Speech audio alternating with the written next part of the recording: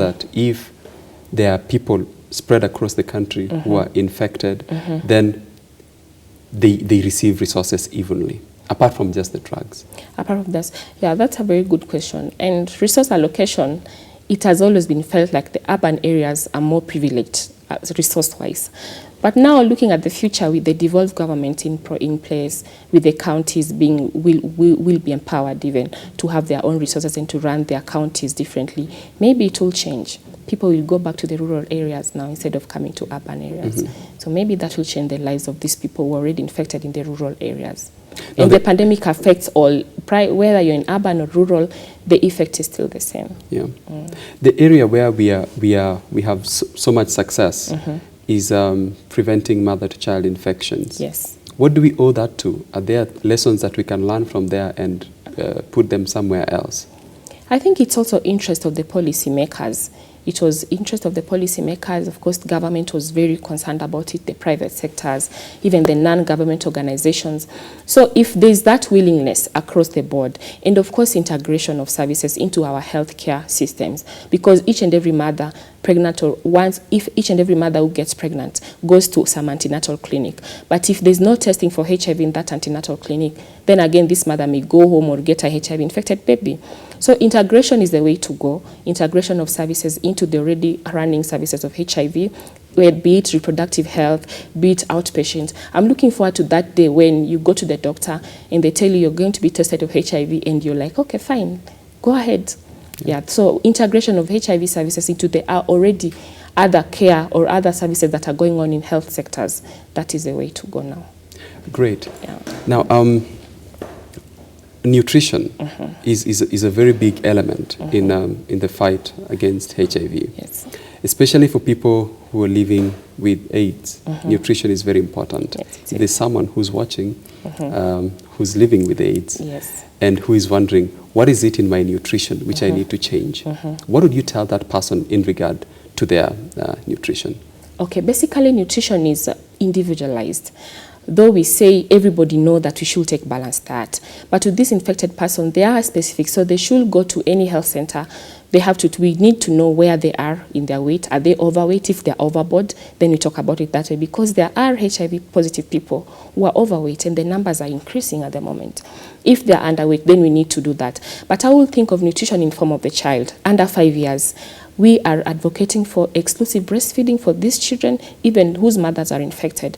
And of course, right now, a lot of trainings, a lot of advocacies, mothers are doing that very well. So if you take care of a child less than 5 years age, and you make sure you take a balanced diet, you do not skip your meals, and you take the right foods as opposed to the wrong foods, we all know what those ones are. And frequent feeding, of course, mostly of the energy-giving foods for the HIV-infected people. That way your nutrition status will be well taken care of. Thank you very much. Now, it's time for us to take a break. Remember, your opinion, your thoughts, and your questions count in this show, so you can send us your text message, starting with the word GMK to 3223. Let's take a break. See you on the other half.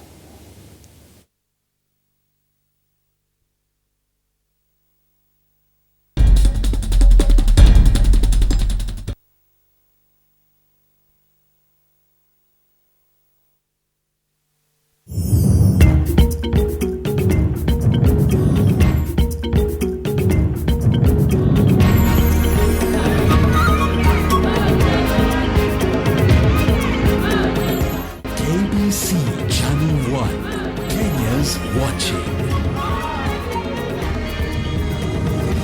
Nataka kukutandika na Baraka. Na si unitandike tu. 1, 2, 3 kamata. Wewe hesabu. Nini? Hesabu. Nini kwani? Nini? Kuna nini Sophie? Ama upatie mimi pesa nipeleke. Nini? Unaumwa na wapi? Unaumwa na nini? Pastor nisaidie hapa. Pastor futa unisaidie hapa. Huyu ni pepo inamsumbua, acha nimuombe. Baba katika jina la Bwana. Naomba kwa Pastor, kitu unafanya Pastor, tafadhali niitishie taxi na hiyo pesa yako nitakurudishia. Tafadhali tumpeleke hospitali Pastor. Pastor, saa hii sina pesa. Ayala leyo. Ayala leyo. Ayala bana bagi, wabi wore sangara. Anyana ibada bagi, wabi wore sangara. Ayala mayala ngai bagi, nela we sangara. Reda dua le jala, eti yanduro. Nosim, domoni now do pointimate, osimlino. It's new, fresh and fast. Get breaking elections news and political updates as we gear up to the 2013 general elections. It's information on the go. Simply SMS elections to 8008 now and be the first to know. That is elections to 8008 now. On The Governor, this Sunday at 8 p.m., join Bill Odidi as he engages governor aspirants from Machakos County. The Governor, live on KBC Channel 1 every Sunday at 8 p.m. KBC Channel 1, Kenya's watching.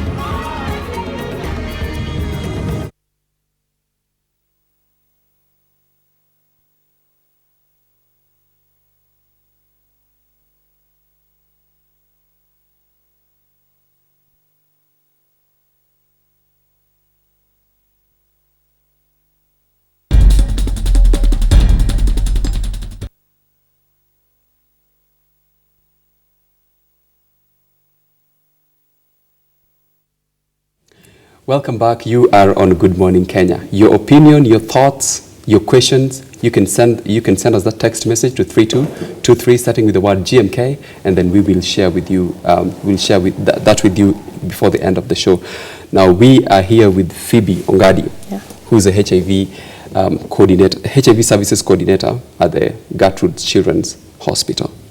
Now we just before the break we were talking about maternal infections.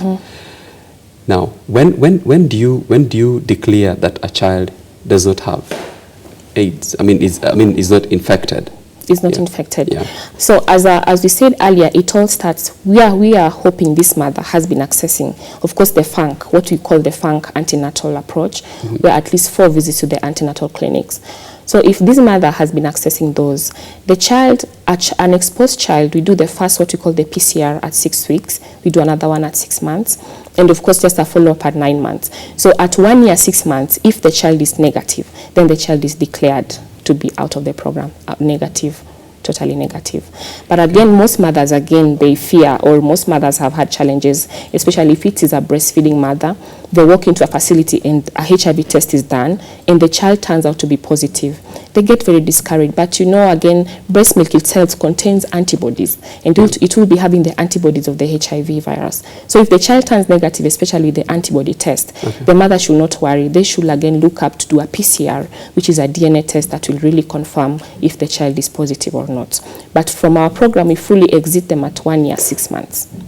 So what you're saying is to ensure that we do not have mother-to-child infections, the process has to start way before delivery. Yes, and again, integration, as I said, way before delivery. Whether it's a hospital, just a maternity center, if it's just a dispensary out there, if it's a children's hospital like Gertrude's, then integration is the way to go if at all we want to ensure that there is total elimination of this virus. So if this mother goes to antenatal care, and you all know at the moment that all mothers, it is mandatory to have the HIV test when accessing antenatal care in any hospital, and that is quite commendable, especially from the government side. They have done a lot of that. There's even a booklet that they have introduced that has to state the mother's status. If you go to any labor ward, before you deliver, they will ask you about your status, and if you don't show it, they will test you there, just to try and save both your life and both the life of this baby.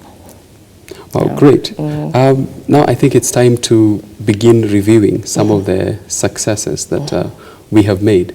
Maybe you start by saying some of the successes that you've made as an institution. Before we look at the national successes that we have made. Okay, thank you.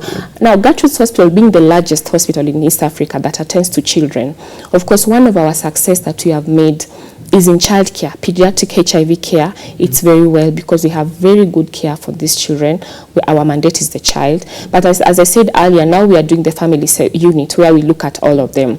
And these children who joined us sometime in 2004 when we started our services, now they have grown up and they're catching up with us, so they're adolescents. So I would also say another success that we have is in adolescent care. What we do with them is that we separate them into groups. We have the preteens, teens, and now the youths, so that they know when I'm a child, when I turn 9 or 8, I will join the preteen group. When I'm a teenager, I will be in the teens group. When I graduate from there, I'll go to the youth and adolescent group. So that integration again has helped us, because it's very devastating to tell a child that they're HIV positive. But if they join with other children who are also living with the virus, when we take them out for retreats, when we do this open day, of course, with the help of our partners, again, that really helps. That has really seen us achieve this big monster called disclosure, especially to the adolescents. So adolescent care has been a success to us, of course, with a lot of challenges in the beginning. We are also doing unique community outreaches in our hospital, whereby apart from Gertrude's being the main hospital in Muthaiga and the satellites all over Nairobi and now in Thika, we are having our community outreaches where we are reaching out to these people who may not access the very good services, let's say, that we offer in Muthaiga. They may not pay for it. But now we are going to them. We are in Mathare North. We are doing. So what exactly do you do when you go for community outreach? When we go for community outreach, we have hospitals set up there, community outreach hospitals. So we do all the other services, including HIV care. We have TB integration, family planning, outpatient. The normal consultation processes happen there. We have double laboratory works and all that. And that has been one of the success, because previously we were able to reach these people down there who could not have accessed the kind of care maybe we give at Gertrude's Hospital, but we can still take the same care even to the community. So that has been a success to us also. Great. Even before we move to some of the successes, national successes, you mentioned about having adolescents in certain groups. Now, you could be looking at it from the perspective of just helping young people who are infected with through various approaches. But now looking at it from the wider perspective, what impact could such people have in their various communities where they live, in their environments, in terms of just spreading the message, in terms of cautioning other people, in terms of positive living? That's very right. At our institution and any other institution, we have adolescent peer educators, or what we call adolescent patient experts. These are adolescents who are already living positively with the virus, and they are able to assist others even come up with be able to accept their status and also live positively. So what I will say among the adolescents, again, it is very important to integrate the sexual reproductive health, so that they know if they have a sexual partner, what they should do. Either if the partner is negative or positive, they're able to know exactly what are the initiatives that I should do as a person to ensure that my partner does not get the virus. If they're not taking their medication, if they're having the peer issues and all the challenges that surround adolescents. So basically, it's a very challenging period, I accept, especially in schools, when they have to go and take their drugs in front of other children. Maybe they tell a teacher and the teacher says, discloses status to everybody. But again, that takes us back to stigma. We are hoping to eliminate such kind of stigma, whereby it will be very easy even for an adolescent in high school to say, hey, it's my time for drugs, let me take it, and nobody takes it in a negative way. So basically, prevention among adolescents, especially sexual prevention, sexual awareness, sexual health, is very important for them. Yeah, I will be coming to that a bit later, because we also need to talk about how their rights are protected in the various institutions where they go, in the public areas, even within the family unit. But we have a few questions here. Let's just sample a few of them. Someone says, GMK, my last born is positive. My wife passed away in February. I tested negative. Am I safe? Just come up again. My last born is positive. My wife passed away in February. He or she does not declare if the wife died of AIDS. It was an AIDS-related death. And I tested negative. Am I safe? Thank you very much. Of course, this person probably I hope they know about the window period, the fact that they should test routinely. But again, that takes me back to, we have very many discordant couples who maybe the wife could be positive and a few children positive, but the man is negative. But that does not guarantee the man a clean bill of health. Of course, they are negative, but doesn't mean that now they change they continue to have unprotected sex with other people. All behavior change should start even with these men who feel they're still negative. But of course, they should always follow up with themselves, go for other tests, and make sure this child who is already positive access care and treatment, and of course, timely initiation of ARVs, especially to this child who's already positive. Okay. So, yeah. Now, good morning. My name is Tony Siema from Mlolongo. Now, he wants to know if... Okay, this is a very mixed up statement.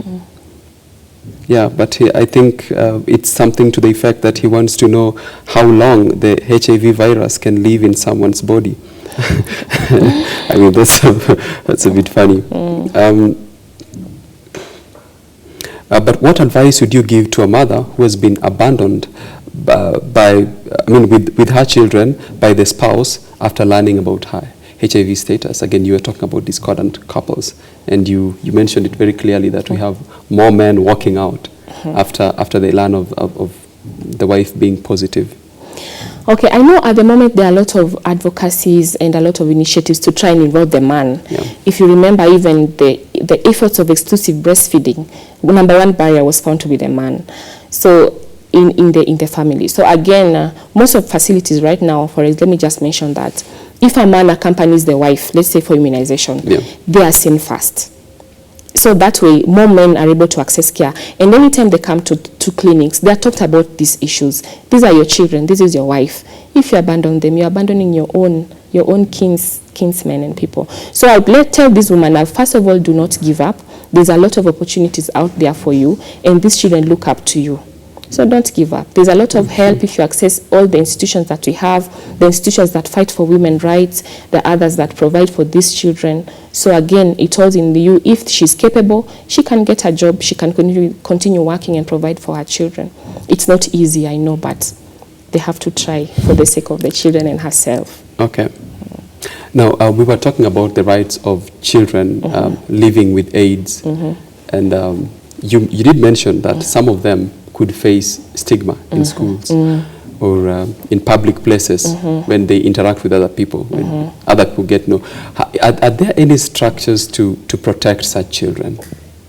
Yeah, I know there are children's rights that are currently, that are that we all know, the right to access to medication. Yes. And I'm hoping they put the right to disclosure, because that is where we have most problems with parents. They feel they should not tell the child, especially when the child is ready. But it's more riskier if you tell the child at a later age, maybe when they're 15. And as you said, with social network, they will simply go and Google the drugs that you're taking. I mean, you'll tell them you have an eye infection, but for how long? Why am I taking drugs? I have a chest infection, but for how long? Then when they Google, if they find it out for themselves and nobody told them, then the deviance is even more, it's more higher. These are the children we lose very early, and they don't take their medications because they rebel. I mean, adolescents have this rebellious nature.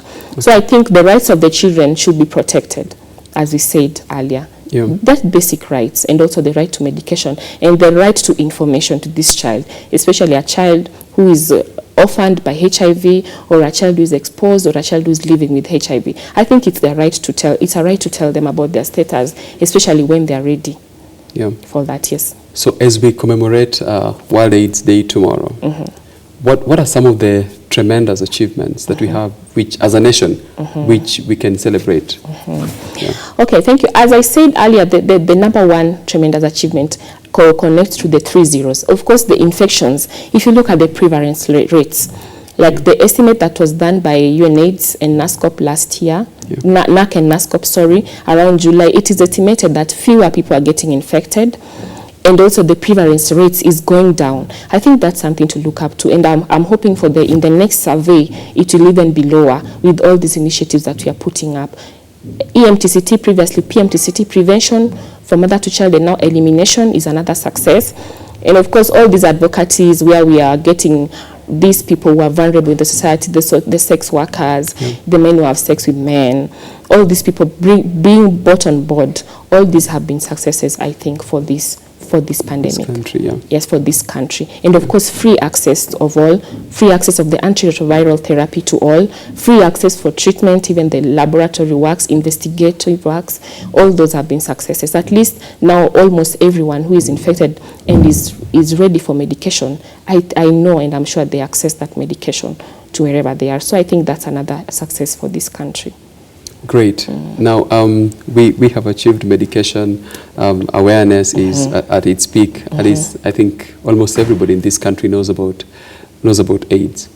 Now, even as I think we have not very much time left, but we need to look at the future. Going forward, what are some of the things that we need to change, number one, as a country, so that by 2015, we are part of the vision attained? We are part of the vision attained. Yeah.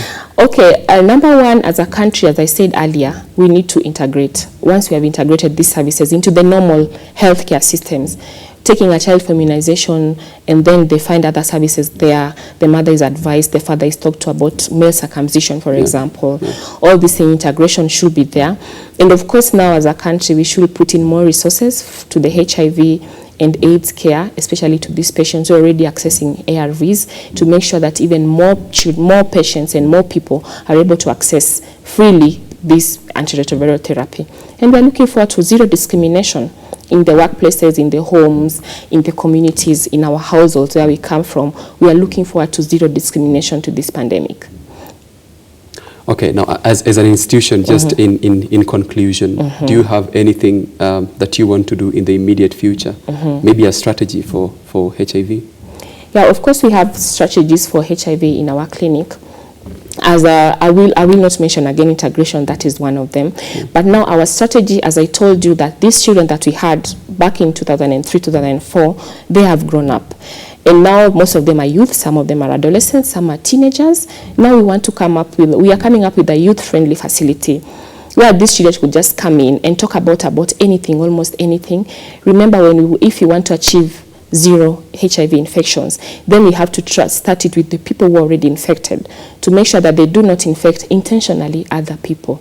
So we are having a youth-friendly facility in our setup, and we are hoping this kind of facility will be able to even make these teenagers, these adolescents, these pre-teenagers, even the disclosure process to be easier for them, adherence issues to be easier for them, because what we do, we take them through Hero Book training. Hero Book training is basically a tool to help them with accepting the status, to identify a hero in their life that they can follow up to. So all these advocacies, we are working with them, from the youth group to adolescents, preteens, teenagers, and even the young children, together with their families. I think that's a very fantastic approach. Thank you, David. Thank you so much. I think it's time to end this discussion. And thank you very much for staying on GMK. Keep watching. Thank you.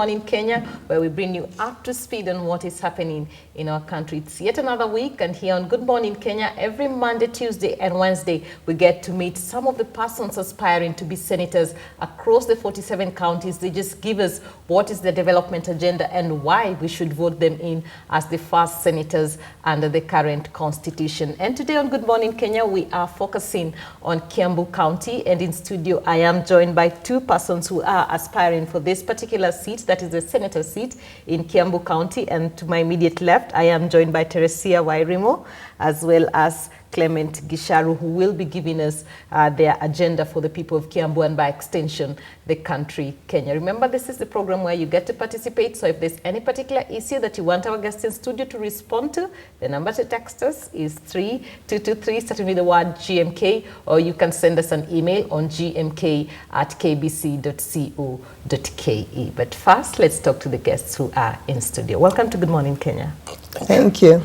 Just to start us off, tell us a little bit about Teresia Wairimo. Teresia Wairimo is a Kenyan and a patriotic Kenyan. I love Kenya, and I'm a financial advisor by profession.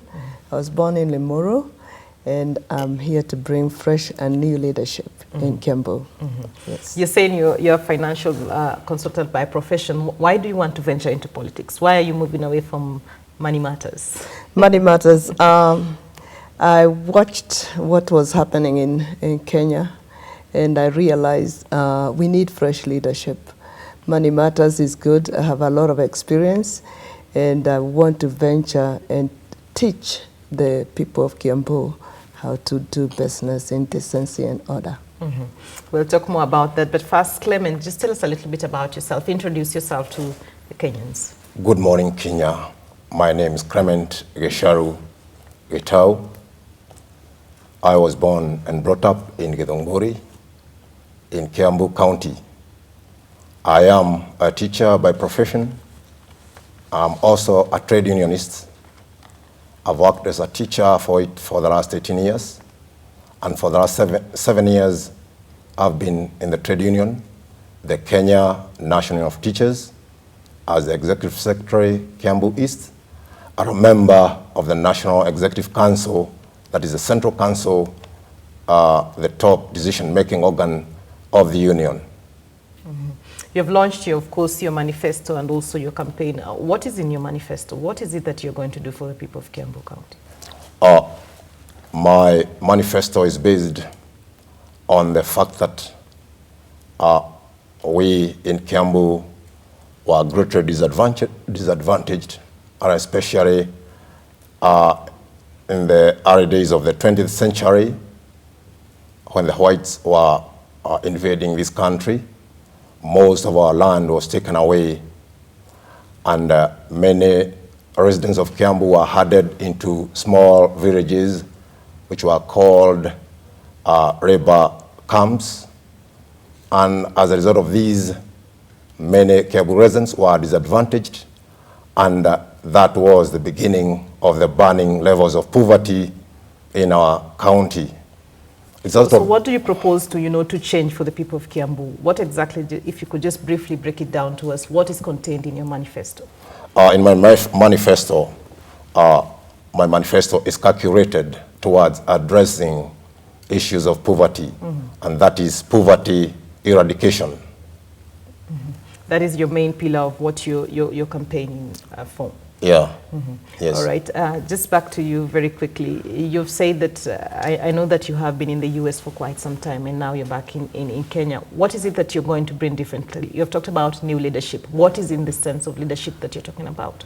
The leadership that I'm going to provide is inheritance to our generation.